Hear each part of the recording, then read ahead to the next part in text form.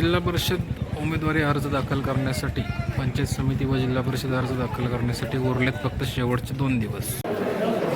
जे इच्छुक उमेदवार आहेत जिल्हा परिषदला संपूर्ण दौंड तालुक्यातून त्यांचे उरलेत फक्त 2 दिवस, शेवटचे 2 दिवस। शेवटच्या 2 दिवसामध्ये सगळं आता धावपळ चालू आहे। फॉर्म भरणे, धावपळ गोळा करणे, पेपर कागदपत्र गोळा करणे, अफिडेविट करणे, ठेकेदाराचा दाखला बिकला, बरंच काय काय असे वेगवेगळे पेपर्स लागतात। उरलेत फक्त शेवटचे 2 दिवस। 2 दिवसामध्ये आता आज उद्या परवा कोणाचं सूचक, कोणाचं काय लागते आता सध्या जे त्याला तुम्हाला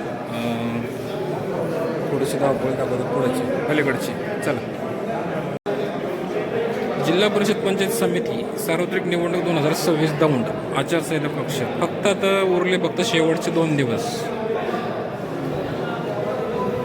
शेवटच्या 2 दिवसामध्ये आता जे इच्छुक उमेदवार आहेत त्यांचे सर्व उमेदवारांची धावपळ पाहायला मिळत आहे सगळीकडे। हे बघा, एकदम जिकडे तिकडे सगळे कोण आपापल्या मतदार यादीमध्ये नाव शोधते, कोण वेगवेगळ्या गटातून आले, कोणी 49 आले, कोणी 50 आले, कोणी 4 नंबरमधून आले, कोणी 6 नंबरमधून आले, अशी सध्या परिस्थिती आहे।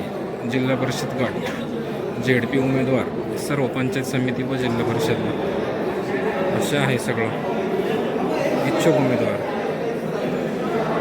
अनेक वेगवेगळे उमेदवार वेगवेगळ्या भागातले टपाली मतपत्रिका व्यवस्थापन कक्ष, जिल्हा परिषद पंचायत समिती असं सध्या पाहायला मिळतंय सगळ्या गोष्टी सगळीकडे पाहण्यासाठी इकडे गडबड चालू आहे। चला,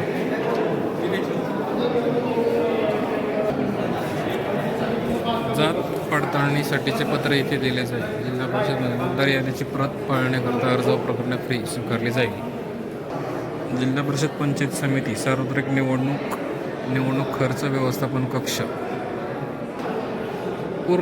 संपूर्ण तालुक्यामधून लोक तुम्हाला पाहायला मिळतील। उमेदवार आता संपले 3 वाजता सगळे मुदत संपलेले आहे।